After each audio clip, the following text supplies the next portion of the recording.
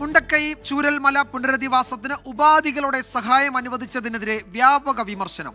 കേന്ദ്ര സർക്കാരിൻ്റേത് മനുഷ്യത്വരഹിത മനോഭാവമാണെന്ന് പ്രതിപക്ഷ നേതാവ് വി ഡി സതീശൻ കുറ്റപ്പെടുത്തി.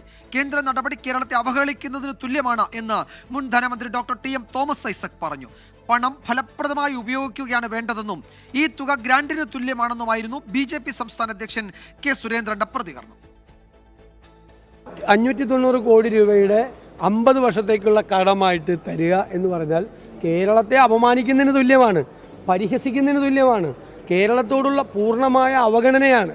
പിന്നെ 50 വർഷം കഴിഞ്ഞിട്ട് അടയ്ക്കേണ്ടെന്ന് പറയാൻ സുരേന്ദ്രനാരാ? പരിഹസിക്കുകയാണ് കേന്ദ്ര സർക്കാർ. വീണ്ടും കടത്തിലാക്കി നിർത്തണം, എന്നാലേ ചൊൽപ്പടിക്ക് നിർത്താൻ പറ്റൂ. കേരളത്തോടുള്ള കടുത്ത വിഭജനത്തിന്റെ ഒരു നല്ല ഉദാഹരണമാണ്. 50 വർഷത്തേക്കുള്ള പലിശരഹിത വായ്പയാണ്.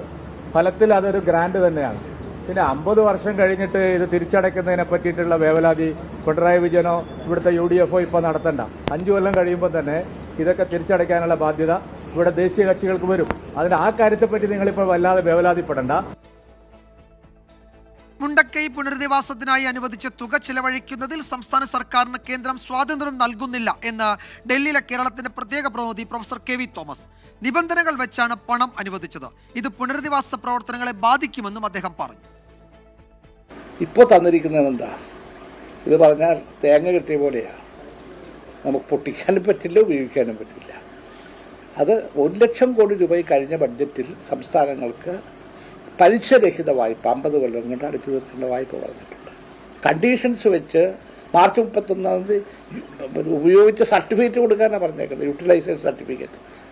അത് പ്രായോഗികമാണോ? കർഷകരെയും വിദ്യാർത്ഥികളും എടുത്തിട്ടുള്ള ബാങ്ക് ലോണുകൾ അത് എഴുതിത്തള്ളണം. പൂർണ്ണമായി നെഗറ്റിവിറ്റിയാണ് കേന്ദ്ര ഗവൺമെൻറ് കാണിച്ചത്.